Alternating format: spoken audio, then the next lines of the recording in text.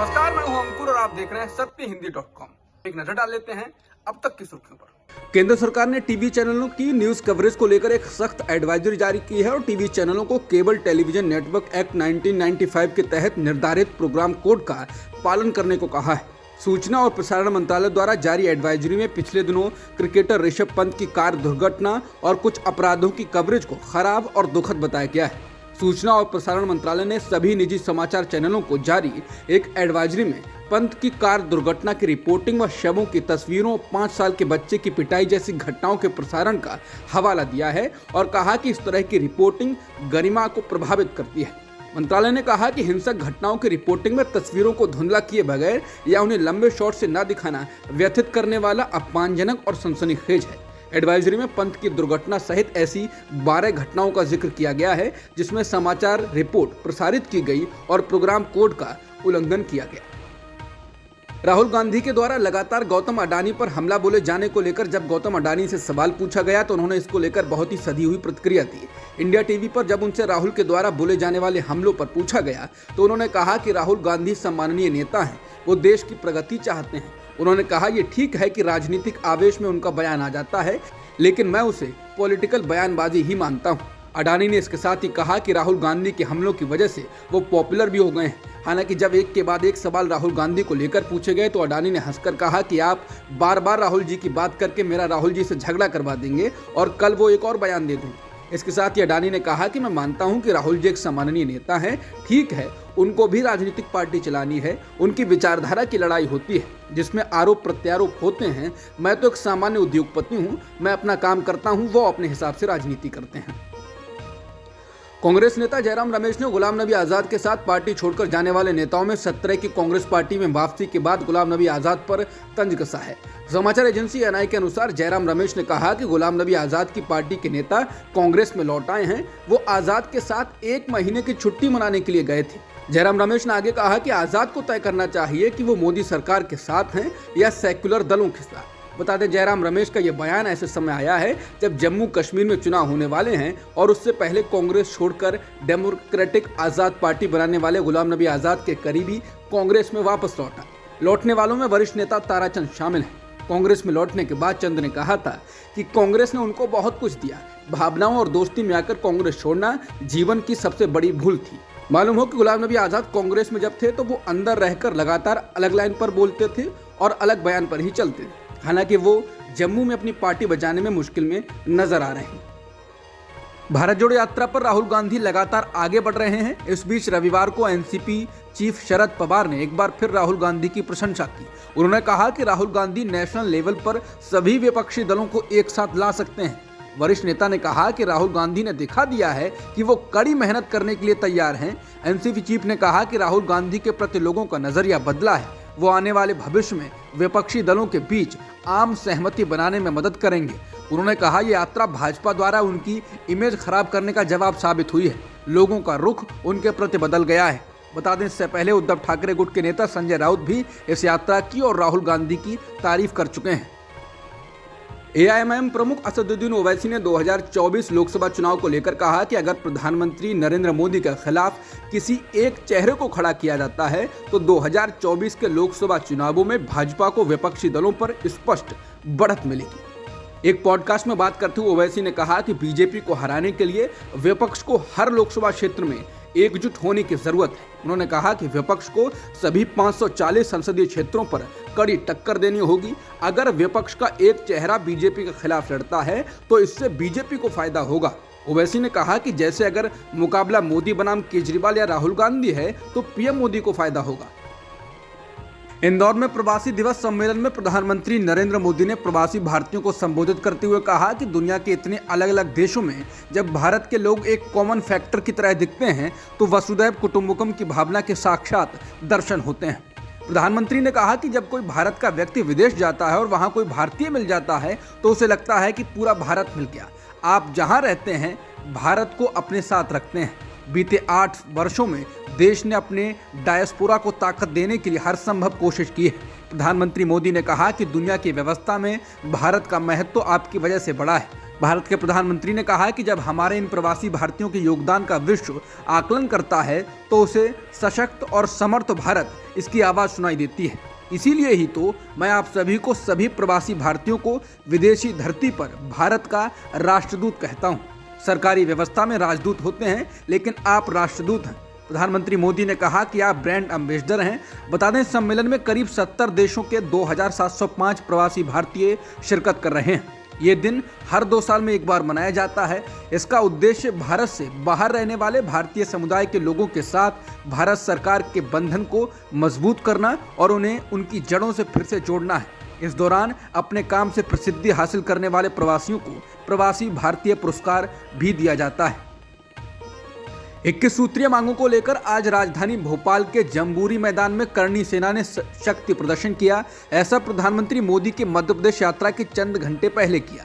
मध्य प्रदेश की व्यावसायिक राजधानी इंदौर में 70 देशों के प्रवासी भारतीयों का 3 दिनों का समागम रविवार से आरंभ हुआ है। इस समागम में सोमवार दोपहर को पीएम नरेंद्र मोदी पहुंचे हैं, जबकि मंगलवार को राष्ट्रपति द्रौपदी मुर्मू आने वाली हैं। इस दौरान ही भेल क्षेत्र में स्थित जम्बूरी मैदान पर करणी सेना का सैलाब उमड़ पड़ा। राज्यों से भोपाल में जुटे करणी सेना के सैलाब को लेकर प्रदर्शन के रणनीतिकारों का दावा है कि 10 लाख से ज्यादा राजपूत भोपाल आ गए हैं। उधर पुलिस और प्रशासन दबी जुबान में स्वीकार कर रहा है कि 60 से 70 हजार का जमघट है। करणी सेना की प्रमुख मांग है जाति के आधार पर आरक्षण बंद कर आर्थिक आधार पर आरक्षण लागू किया जाए। दूसरी मांग है SC/ST एक्ट में बिना जांच के गिरफ्तारी पर रोक लगाई जाए। सामान्य पिछड़ा वर्ग एक्ट बनाया जाए जो सामान्य और पिछड़ा वर्ग की SC/ST के अत्याचार से रक्षा करे। भर्ती कानून बनाया जाए। व्यापम के 1 लाख पदों और अन्य विभागों में भर्तियां अतिशीघ्र की जाएं। भर्ती नहीं होने पर बेरोजगारी भत्ता दिया जाए। MPPSC की 2019, 2020 एवं 2021 की भर्तियां संवैधानिक रूप से पूर्ण की जाएं। किसानों के हित में स्वामीनाथन कमेटी की सिफारिशों को लागू किया जाए ताकि किसानों को उपज का सही मूल्य मिल सके। MCD में मनोनीत पार्षदों को पहले शपथ दिलाने के मुद्दे पर भिड़े बीजेपी और आम आदमी पार्टी के कार्यकर्ता अब सड़क पर आवाज बुलंद कर रहे हैं। सोमवार को इस मुद्दे को लेकर दोनों ही दलों के कार्यकर्ताओं ने एक बार फिर प्रदर्शन किया और एक दूसरे पर आरोप लगाए। दिल्ली बीजेपी के नेताओं ने मुख्यमंत्री अरविंद केजरीवाल के आवास के बाहर जोरदार प्रदर्शन किया, तो आम आदमी पार्टी के कार्यकर्ताओं ने बीजेपी के राष्ट्रीय दफ्तर के बाहर विरोध प्रदर्शन किया। आम आदमी पार्टी के कार्यकर्ताओं ने बीजेपी वालों शर्म करो, संविधान की हत्या बंद करो के नारे लगाए, तो दिल्ली बीजेपी के नेताओं ने भी आम आदमी पार्टी पर संविधान का अपमान करने का आरोप लगाया। इसके बाद सवाल खड़ा हो गया है कि दिल्ली में मेयर व डिप्टी मेयर का चुनाव कब होगा, क्योंकि ताज़ा हालात में बीजेपी और आम आदमी पार्टी दोनों ही पीछे हटने के लिए तैयार नहीं दिखाई देते। बता दें, शुक्रवार को MCD में मेयर और डिप्टी मेयर के चुनाव के लिए मतदान होना था, लेकिन निर्वाचित पार्षदों से पहले दिल्ली के उपराज्यपाल के द्वारा मनोनीत किए गए पार्षदों को शपथ दिलाने को लेकर सदन अखाड़ा बन गया। इस दौरान जमकर धक्का मुक्की हुई और दोनों दलों ने एक दूसरे पर उनके पार्षदों की पिटाई करने का आरोप लगाया। नए साल में तमिलनाडु विधानसभा के पहले सत्र के पहले दिन ही राज्यपाल और मुख्यमंत्री के बीच टकराव सामने आ गया। दरअसल सत्र के पहले दिन राज्यपाल RN रवि सदन में भाषण पढ़ रहे थे। इसी दौरान तब हंगामा हुआ जब मुख्यमंत्री MK स्टालिन ने विधानसभा अध्यक्ष को कहा कि केवल राज्य सरकार द्वारा तैयार किए गए भाषण को ही रिकॉर्ड पर लें और राज्यपाल द्वारा अपनी ओर से भाषण में जोड़े गए हिस्से को हटा दिया जाए। इसके बाद भाषण पर हंगामे के बीच राज्यपाल विधानसभा से बाहर चले गए। इससे पहले दिन में DMK के नेताओं ने अपने संबोधन के दौरान राज्यपाल रवि के खिलाफ नारे लगाए। बता दें, बाकी गैर बीजेपी शासित राज्यों की तरह तमिलनाडु में भी राज्यपाल सरकार के बीच विवाद चल रहा है। उत्तराखंड के जोशीमठ शहर पर जमीन में समाने का खतरा हर घंटे के साथ बढ़ता जा रहा है। इस पूरे क्षेत्र को सिंकिंग जोन करार दे दिया गया है। बीते 48 घंटों में जमीन धंसने से टूटे मकानों की संख्या लगातार बढ़ रही है। ये 561 से बढ़कर 603 से 610 के बीच हो गई है। ये लगातार बढ़ती जा रही है। तेजी से बदलते हालात की वजह से आपदा प्रभावित इलाकों में रहने वाले हजारों परिवारों को पुनर्वास केंद्रों में ले जाया जा रहा है। चमोली के जिला अध्यक्ष हिमांशु खुराना ने खुद लोगों के घर जाकर उनसे रिलीफ कैंप में जाने की अपील की है। जोशीमठ को आपदा संभावित क्षेत्र घोषित कर दिया गया है। इसके साथ ही जोशीमठ और आसपास के इलाकों में निर्माण गतिविधियों पर रोक लगा दी गई है। केंद्र सरकार भी इसको लेकर अब एक्टिव हो गई है। केंद्र सरकार के विशेषज्ञों की टीम सोमवार को राज्य का दौरा करेगी और आगे की स्थिति का आकलन करेगी। प्रधानमंत्री कार्यालय द्वारा रविवार को बुलाई गई उच्च स्तरीय बैठक में यह फैसला किया गया था। अब तक मिली जानकारी के मुताबिक केंद्र सरकार ने जोशीमठ शहर में एनडीआरएफ की 1 टीम और एसडीआरएफ की 4 टीमों को तैनात कर दिया है। आईसीआईसीआई बैंक और वीडियोकॉन लोन फ्रॉड मामले में सीबीआई द्वारा गिरफ्तार किए गए आईसीआईसीआई बैंक की पूर्व सीईओ चंदा कोचर और उनके पति दीपक कोचर को जमानत मिल गई।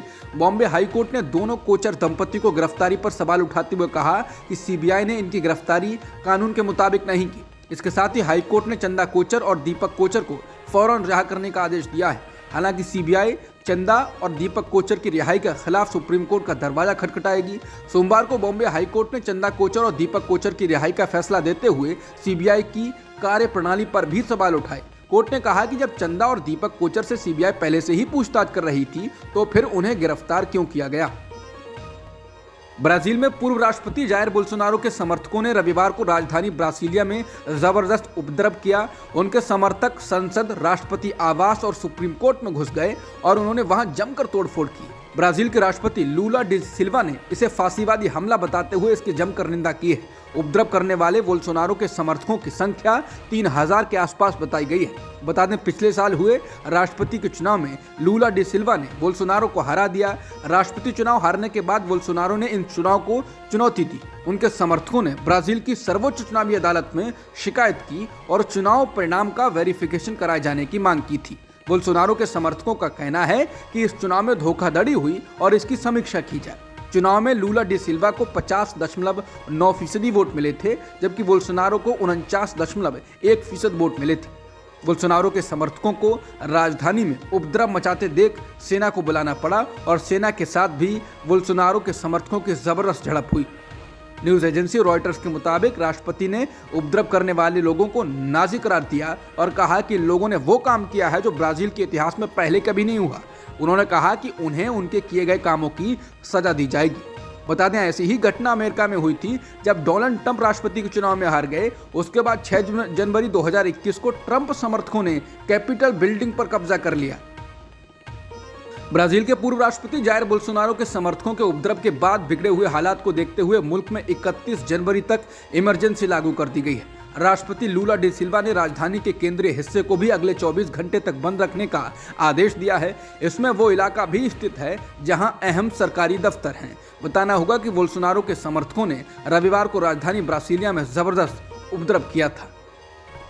ब्राजील में पूर्व राष्ट्रपति जायर बोल्सोनारो के समर्थकों के द्वारा संसद, राष्ट्रपति आवास और सुप्रीम कोर्ट में घुसकर जबरदस्त उपद्रव करने को लेकर भारत के प्रधानमंत्री नरेंद्र मोदी ने भी प्रतिक्रिया दी। पीएम मोदी ने ट्वीट कर कहा कि वो ब्रासीलिया में हुई हिंसा को लेकर चिंतित हैं। उन्होंने कहा कि सभी को लोकतांत्रिक परंपराओं का सम्मान करना चाहिए। अमेरिकी राष्ट्रपति जो बाइडेन ने भी इस उपद्रव की निंदा की और इसे लोकतंत्र पर हमला बताया। बाइडेन ने कहा कि ब्राजील के लोकतांत्रिक संस्थानों को अमेरिका का पूरा समर्थन है। अब तक की खबरों में इतना ही। बाकी खबरों के लिए बने रहिए सत्यहिंदी.com के साथ।